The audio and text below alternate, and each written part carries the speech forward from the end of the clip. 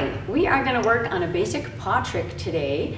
And before we get started on that though, I just wanted to mention for people that have, if you have a bad back or bad knees, feel free to train your dog, say by sitting in a chair to do this, or if you have some kind of, this is just a crate you could sit on, a little step-up stool, but find something to sit on to train your dog. You don't have to do your training squatting down or sitting on the floor. So make sure you are comfortable when you train your dog.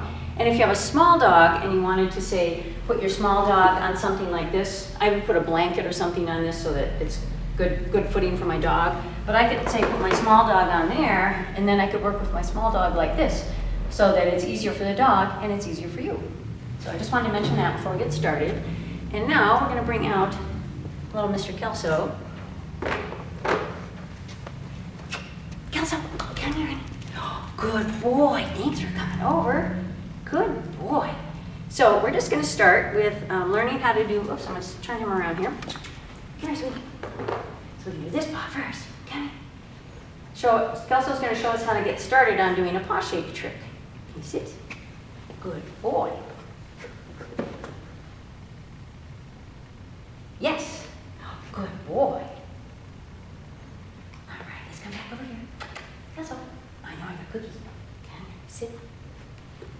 Wait. Yes, good job. So what I'm doing right now is I'm just tickling Kelso, yes, under his foot to get him to lift his paw. And then I'm saying yes to mark that so that he knows that he did the right thing and he's going to get a cookie.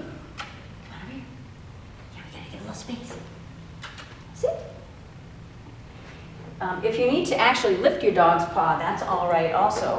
If they really have their paw stuck on that ground really hard and you can't get it up, you can also just gently lift the paw up if you need to just by doing that. Yes. But I like to start with a tickle. Yes. To see if he'll go ahead and lift his paw up. Now, if you're a clicker trainer, instead of saying the word yes, if you'd like to, you can also use a click and use a clicker. Good boy. So you notice that right now I haven't put my cue to the trick. Can you sit? No, sit. Good boy. And I'm just having him lift his paw. Yes. Now he's starting to lift his paw pretty readily, so now I can say shake. Yes. Good boy. Shake. Yes. Good boy. Shake. Yes. Because I'm pretty confident that he's going to lift his paw, so I can start adding the cue. And my cue for this paw is shake. You'll also notice that I'm using my left hand to reach for his right paw.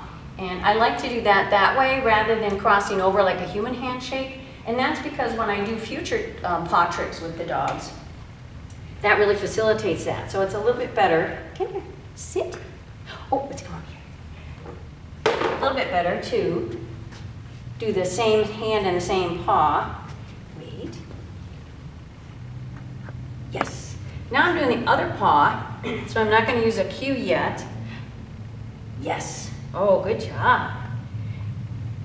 Paw. Yes, good job.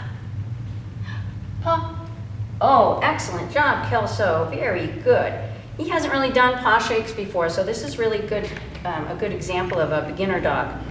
You notice that I use two different cues. I use shake for this paw and I use paw for this paw. Some people will use a cue like kick or lift. It doesn't really matter what the cue is, but I do like to use a different cue for both paws because it's really two different behaviors for the dog. And then also when I go on to more advanced tricks, it's really helpful if I have two different cues for the dog. So that's our basic paw trick. Good job, Kelso. All right. And so in future videos, we'll do some more advanced paw tricks. Excellent job.